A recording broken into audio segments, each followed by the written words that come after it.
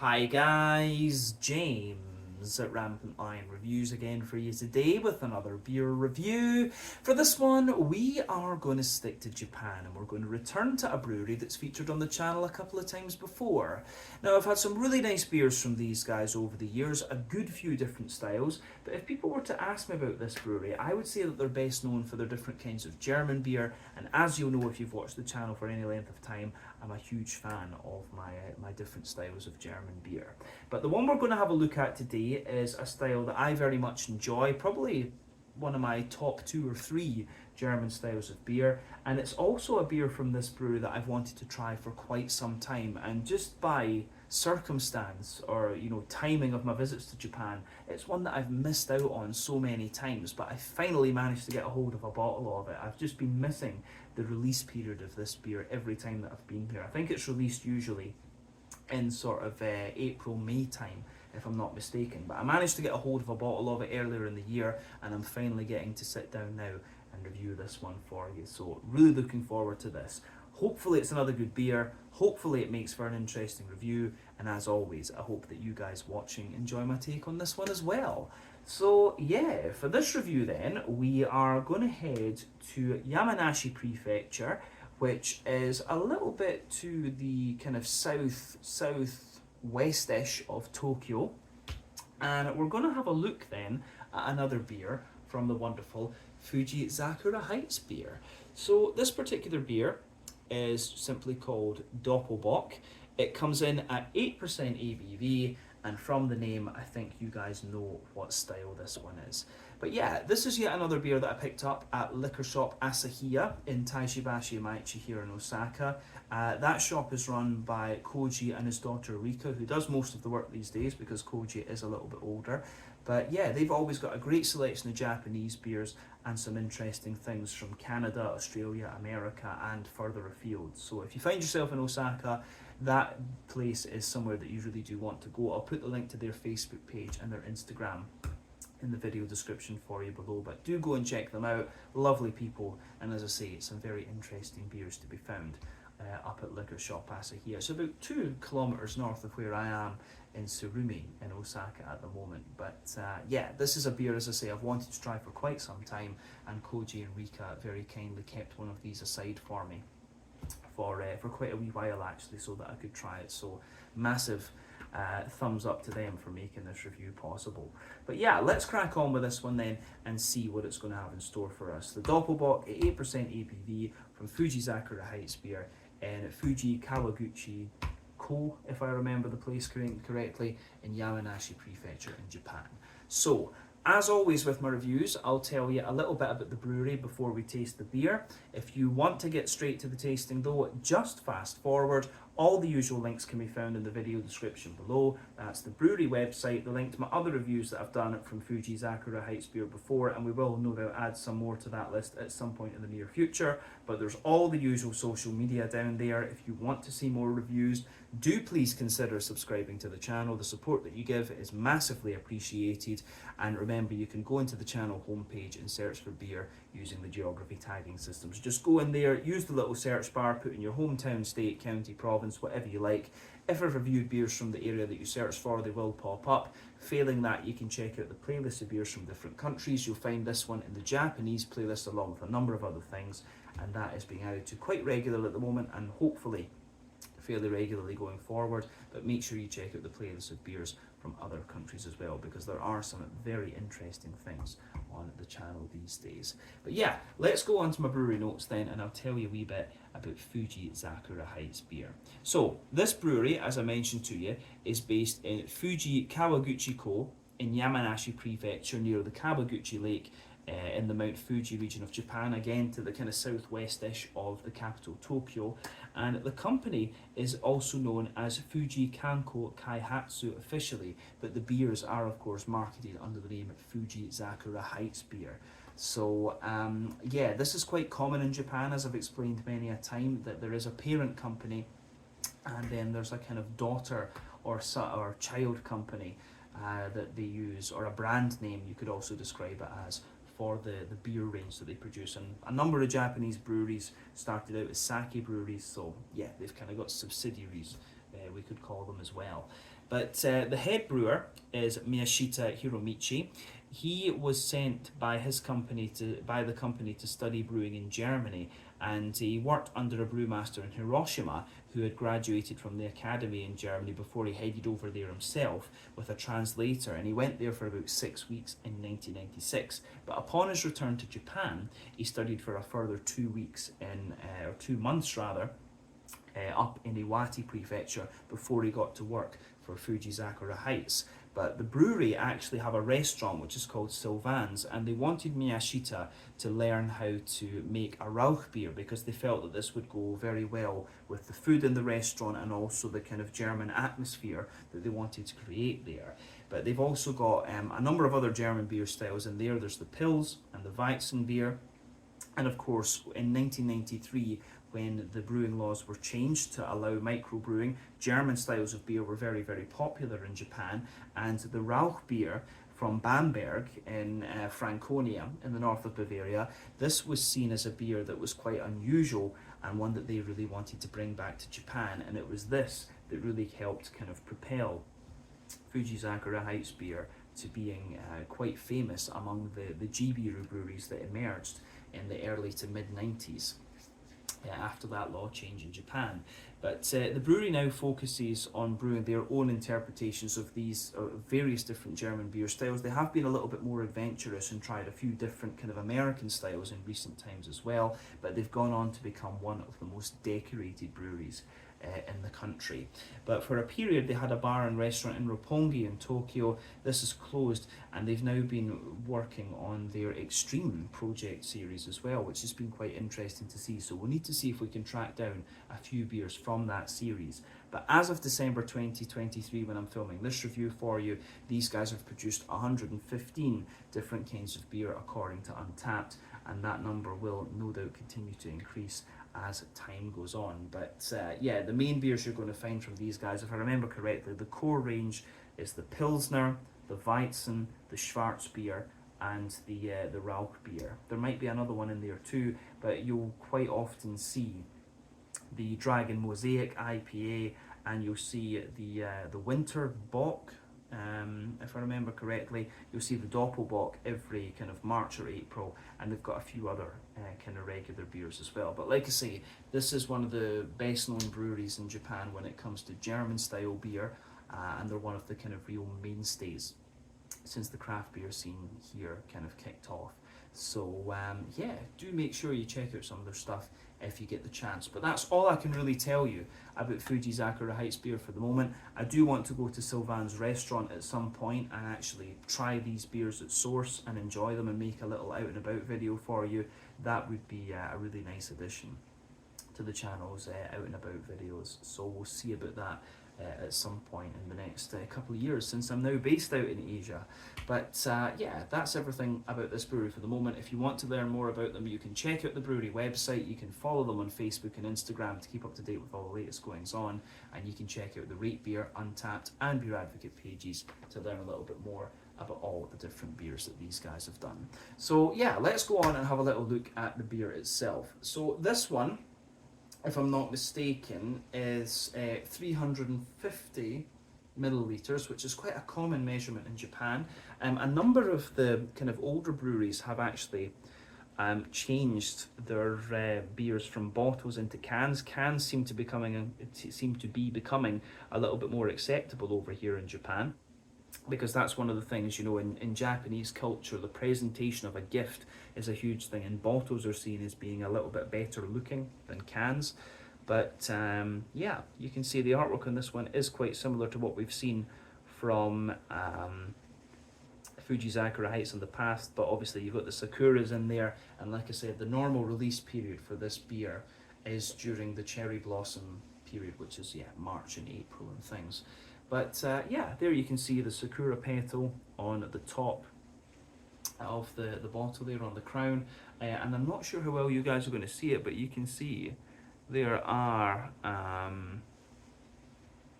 some really nice kind of grooves, indentations in the glasswork there. So they're having their own bottles produced, which I think is really quite cool. But as I said earlier, this one is the Fujizakura Heights Doppelbock, 8% ABV. It should be really quite nice. So let's have a little look at this and see what it's going to have in store for us. We've had a number of beers from these guys over the years, but this is quite exciting because it's one that I've wanted to take a look at for, you know, for a very long time. So quite happy that I finally can sit down and look at this one. So we've got a nice little bit of carbonation, trying to escape from this one. Not surprised if when it's been sitting in the bottle for, what will it be, about 8 months now. But yeah, this should be quite nice. Here we go. Any sediment? Not much.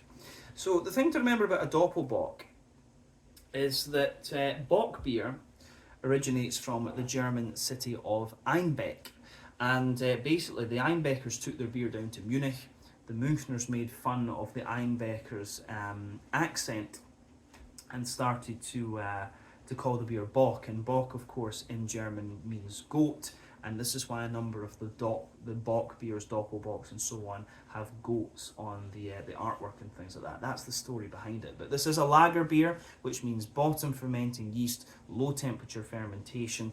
But Doppelbocks are, of course, a slightly stronger lager beer. So yeah, usually about 7 to 8%. So 8% for this one is actually one of the stronger Doppelbocks you might come across, in fact. But as you could see with this one, when we poured it, it came out with about a half finger of a frothy, I would say kind of fawn coloured head. You can see that that has dropped back a little bit. You've got a nice kind of thicker ring around the edge of the glass, some bigger bubbles just sitting on the surface of the liquid, but you can see it gets a little bit more foamy the further up the head that you go. But colour wise, you can see that this beer is very, very nice. It's a lovely sort of dark chestnut colour. So remember, the colour of your beer depends on a few things. So that's one, the type of malt that you use. That goes a long way to determining your EBC rating. Two, length of your wort boil is going to play a role, because the longer you boil the wort, the more the sugars caramelise, and thus you get a dark coloured beer. But any barrel aging that you do or adjuncts you put into the beer will affect its colour as well. But yeah, when it comes to Doppelbocks, yeah, it's mainly the type of malts that you're going to use and the length of the wort boil. That's the things that the brewers tend to play with. Some breweries do like to age these, particularly in the States. They like to age them a little bit and play around with them, but when it comes to Germany, yeah, not so much. As I say, this is a lager beer. It's a slightly longer fermentation period, and yeah, 8% ABV. These can be very nice to drink. These are winter lagers quite often. But yeah, it certainly looks the part, this one. There's not too much in the way of visible carbonation with this beer. We have got one or two little bits of sediment actually, so I'm wondering if I've maybe got the fridge set to too low a temperature. So I'll need to have a little look at that, because that's a fair little bit of sedimentation for a beer that's only about 8 months old or something. So yeah, but one or two bubbles of carbonation sticking toward the side of the glass, and a few little ones just going up toward the bottom of the head there. But yeah, overall looks pretty nice and pretty much as you would expect of a Doppelbock lager. So I don't think we need to say too much more on the appearance. Let's have a wee look at the aroma of this one and see what it's all about. But I'll tell you straight away, there's a lot of stuff coming out of this one that is what you would expect of the style. Yeah. Beautiful smelling beer, I'm going to say that straight away. Yeah, so on that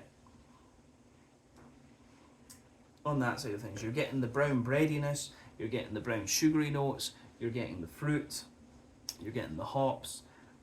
Yeah, it's really, really quite nice. And what I always look for with these German style beers when they're brewed in other countries is authenticity. I want these things to be close to how they are in Germany itself. And Fujizakura Heights have always impressed me in that sense, because they give you a bit of the Japanese drinkability, but they give you a very similar flavour profile to what you would get. And going by the aroma, I think this beer is going to be quite similar to that. So let's break it down and describe the aroma a bit more in depth for you. So for me, the backbone of this one, you've got that lovely kind of rye bready, bread crusty backbone. That's forming the base of this beer, of course. So beyond that, you've got a little touch of like nuttiness in there. There's a little bit of woodiness as well, and yeah, so you've got that rye bready bread crust, a little bit of nuttiness, a little bit of woodiness. Then you also have, yeah, you've got a little bit of that, yeah, you've got a little bit of that kind of, you know, sweet German rye bread in there. You know, when I lived in Heidelberg, I used to love to go down to the bakery and just get a nice bit of rye bread on the weekends. It's a great thing to do. But yeah, a little bit of rye bread in there. That's absolutely forming the backbone of the beer. You're also getting some nice kind of sweeter, like pumpernickel type bread as well. You've also got a bit of like a wholemeal, kind of like really bright brown bread too. But above that, you're getting lots of kind of brown sugar. And as I mentioned earlier, one of the things with the Doppelbocks that you can do to play with them a little bit is that you can give them that slightly longer wort boil. And when you do that, the things that you're going to notice in the aroma are that the brown sugars come across as being a little bit more leathery, a little bit more dry, and you're certainly getting that out of this one. You'll also notice it in the colour of the beer as well. You'll get a little bit of a darker colour like you're getting here. So I do suspect from the appearance and the aroma that this beer has had a slightly longer wort boil. So yeah, you're getting that lovely kind of leathery, kind of treacly molasses sort of thing out of this one. There's definitely a wee bit of, there is a bit of straight up kind of oily caramel in there as well. And you do have that really nice kind of little bit of biscuit. There's a bit of McVitie's digestive biscuit to this one too, so that gets a thumbs up from me. Yeah, it's great. Really does smell very, very nice. Yeah, love this. Really do like how it goes together. On the fruity side of things, it's quite interesting too. On the hop, one of the balloons burst, I guess. I got a fright there. Yeah.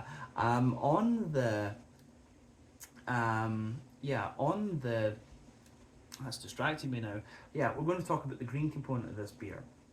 So, Doppelbocks, of course, are not the most hop-forward of beer styles, but a very popular hop to use with these ones is Northern Brewer, because it gives you that little bit of red fruity character, and that's very, very apparent in this beer. So, on the green component, you're certainly getting a little bit of like an earthiness in the back of the nose. You're getting that smooth kind of herbally note out of the beer as well.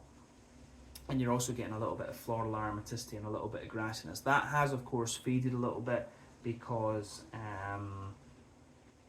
because the beer's a couple of months old. So, yeah, it's not in its absolute prime condition. You should drink lagers fairly fresh to get the most out of them, but yeah, with Doppelbocks, you've got a little bit of leeway because they are higher in alcohol. But yeah, so as I say, a little bit of earthiness, a little bit of herbal character, some nice floral aromaticity, and also a good little bit of grassiness as well. So yeah, kind of again what you would expect from German noble hops. And as I say, Northern Brewer's the one that kind of springs to mind here.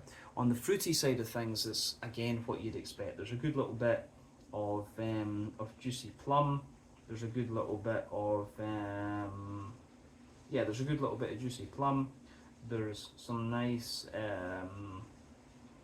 I've got juicy plum in there. You've got a little bit of a kind of more dry prune, figs definitely, blackcurrant, blackberries, all things that you would expect of this this particular style. So yeah, certainly I have high hopes for this one.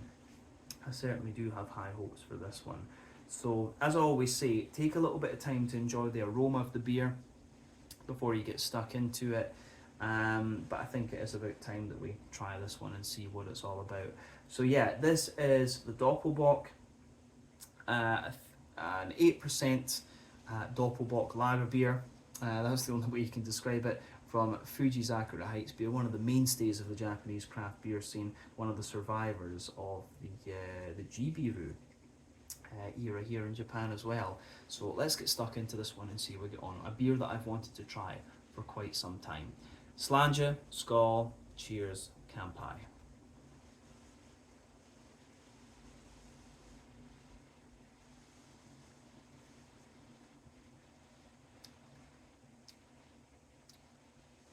Oh yeah, that's pretty damn solid. Yeah, it's kind of what I would have expected. I mean, as I've said before, when it comes to Fujizakura Heights, you're going to get beers that are very close to what you get in Germany in terms of flavour profile, but they're just going to be that wee bit lighter and that wee bit more drinkable, which is very in keeping with the Japanese perception of beer. I've said this on the channel many times. The Japanese want their beers to be lighter, to be drinkable, and Fujizakura Heights deliver on that. One of the only complaints I can really have about this brewery is that they sell their beers in 350 milliliters. They really should, when they're doing lager beers like this, they really should do their beers in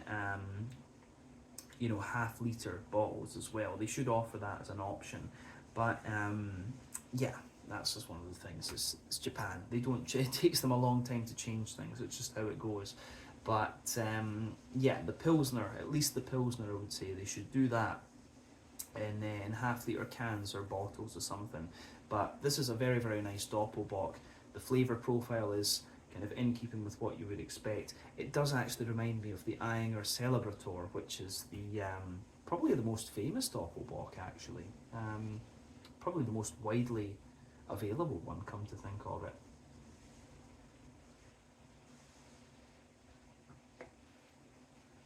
So, yeah, this beer for me, and when I think about Doppelbocks, it's definitely one of the cleaner ones. It's got a lovely smoothness to it, and it has got quite a nice kind of dry, brown sugary character to it. I think what I was saying about this having a slightly longer wort boil holds true, to be honest with you. I think that's what they've done with this one. They've given it a slightly longer wort boil, but it gets a big thumbs up from me. Yeah, so let's break it down and describe it more in depth as we always do. Middle third of the palate then. The backbone of this beer is absolutely that kind of fresh, it's absolutely that kind of fresh rye bready bread crust. I really do like how that goes together.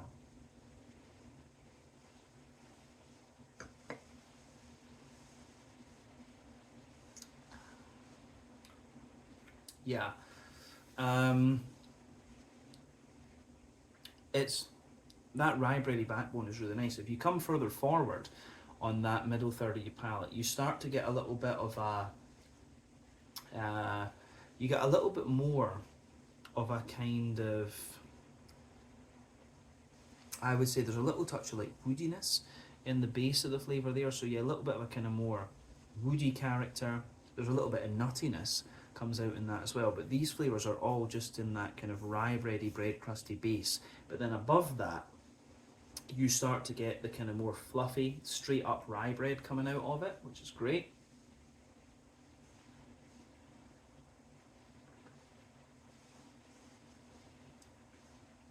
So yeah, you've absolutely got that. And then, yeah, then you can feel there's a few layers of bread in this. So you've got the rye bread, the pumpernickel, that sweeter pumpernickel, and then you've got like a more wholemeal, brown bready character in there, which I do really like as well. So above all of these bread, within these bready layers, you're getting a mixed kind of sweet grainy character. There are little bits of woodiness and nuttiness coming out, particularly into the aftertaste, but then above all of that, you're getting the kind of brown sugary notes. So the brown sugars have got a few layers to them as well. So the brown sugar, you have a lovely kind of leathery character coming out of the beer.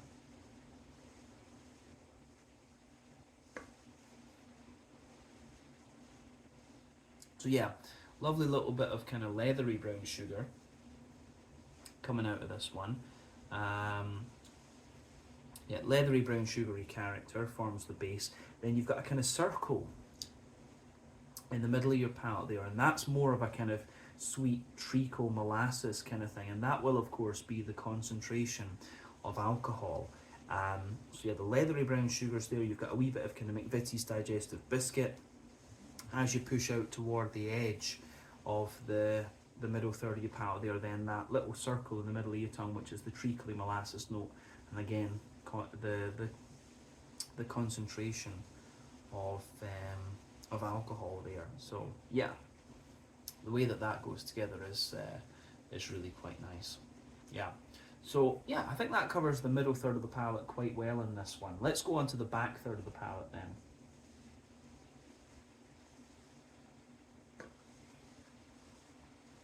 Yeah. For me then, on that border region between middle and back third of your palate, you get a little bit of bready build-up in there. So you've got the kind of more grainy and dense rye bread down there. Then you've got the sweeter pumpernickel bread, and then you've got the lighter, more kind of wholemeal bread. You've got 3 layers in that little mixed build-up there. But the base of that back third of your palate, you can, as I've often said, the back third of your palate will give you similar flavours to the middle third of your palate, just a little bit drier and usually a little bit lighter and more airy. So the base of that back third of the palate, you can feel that fresh, brown bready bread crust, kind of rye bready bread crust forming the base, but again it feels that little bit drier and lighter and more airy.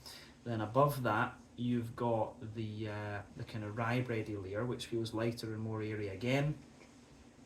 Then you've got the kind of pumpernickel bread, which again is lighter and more airy, and then you have the kind of wholemeal brown bready layer above that, and these all feel lighter and more airy, and you can feel some of the more leathery aspects of the brown sugar just creeping over the top of that, which is quite nice.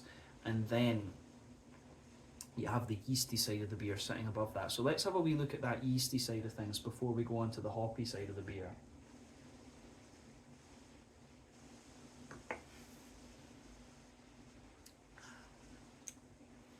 So yeah, the yeasty side of this beer is quite nice because you've got that sweeter, you've got like this really dense, sweet rye bready character in the middle, then it has a little bit of an almost bread crusty character around the outside, and then you've got that sweeter, like toasty, brown sugary side to it as well, and that kind of sits above everything. So definitely on the back third of the palate you can feel the flavour is taller, the yeasty notes at the top and the kind of bready bits underneath, and as you move further forward into the middle third of your tongue it just condenses down and squashes together that little bit more. So yeah, the way that goes together I think is really quite nice. Yeah, I think that covers everything we need to say about the malty side of the beer then. So let's look at the hoppy side of the beer then. Green component first.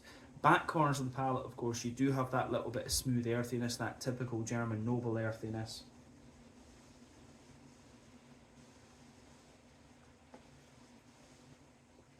So yeah, a little bit of that German noble earthiness coming out of this one. And as you move further forward, the beer's just got a little touch of herbal character. And as you push toward the kind of front corners of the tongue, you get a little bit of floral aromaticity too. You can feel with this one though that some of the hoppy character has dropped out of it. As I say, this beer is 8 months old. So yeah, it's probably a little bit older. That's maybe nearer 10 months actually when I think about it, when you consider how they would brew it and stuff. But yeah, you can feel a little bit of the floral aromaticity there. Then round the front curve of the tongue, the beer is a little bit lighter and more grassy for sure.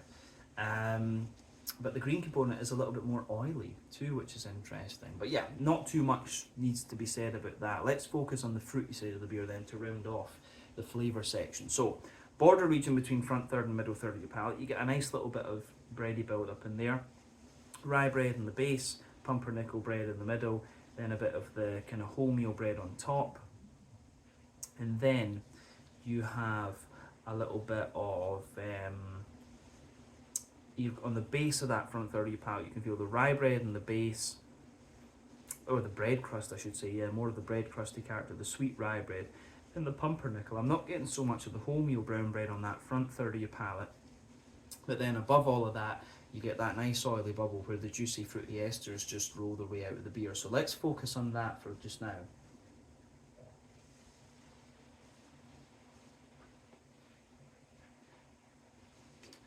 So yeah, for me,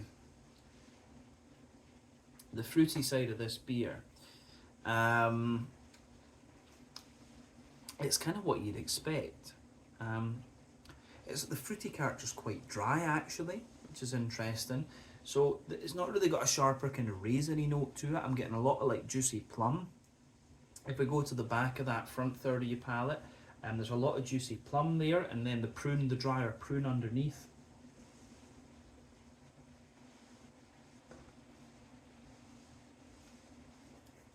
Yeah, I think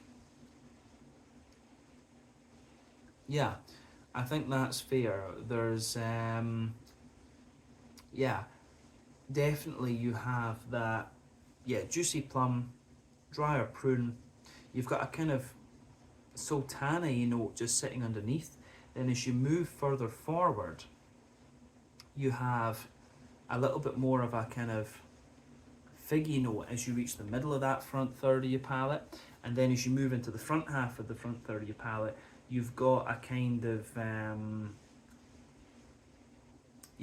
you've got that little bit of kind of black currant underneath, and then a slightly sharper black berry on top as you reach the kind of front tip of your tongue. So yeah, the way that this all goes together, I think, is really quite nice. The fruity character is quite oily. I would point that out about this one, but it works. It really does work. So yeah, this is, on the malty side of things, and the fruity side of things as well, actually, I'd say that this is a slightly drier Doppelbock, but also at the same time it's got a kind of nice smoothness to it. And I think on this note we should round off the whole review with a look at the mouthfeel. So as I've said, generally speaking, very smooth, slightly drier Doppelbock. I would say that this one's top end of mid-bodied, bottom end of full-bodied. It does have a wee bit more carbonation in it because I think, it's been sitting in the bottle for a few months. Kind of makes sense. I'm sure if it was completely fresh it would just be that little bit smoother, but still, you can feel the cleanliness of the Japanese water in there as well, the Fuji region water. So that's something you'll find in quite a lot of Japanese beers, to be honest with you, because it's a volcanic island. Lovely cleanliness to the beer. In terms of IBUs, I think it's probably about 20.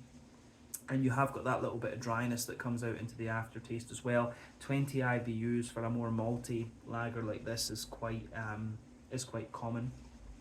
In Germany, we're talking Schwarz beers, Rauch beers, Dunkels, Doppelbocks. Yeah, 20 IBUs is about normal. This beer's giving you that. You've got a nice dryness to the malt base, a smoothness in the middle, and then that drier sweetness on top, which I think is great. Wee bit of oiliness too, and the fruity character in this one is really nice. Little bit of oiliness, but as I say, generally speaking, this beer gets drier the further into the aftertaste that you go.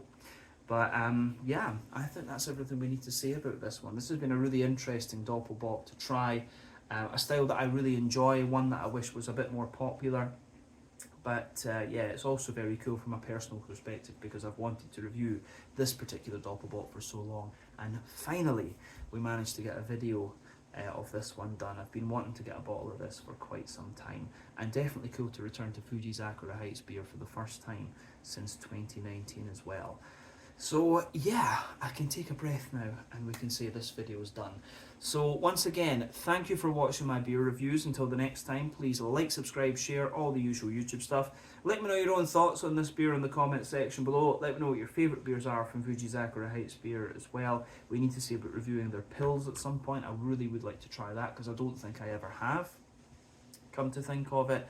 But yeah, this one was the Doppelbock, 8% ABV, from Fujizakura Heights beer in Yamanashi Prefecture in the Mount Fuji region in Japan. Thank you for watching. Check out my social media, check out theirs, give me some good Japanese Doppelbock recommendations, and I'll see you guys in another review very, very soon. Slange, skål, cheers, and kampai.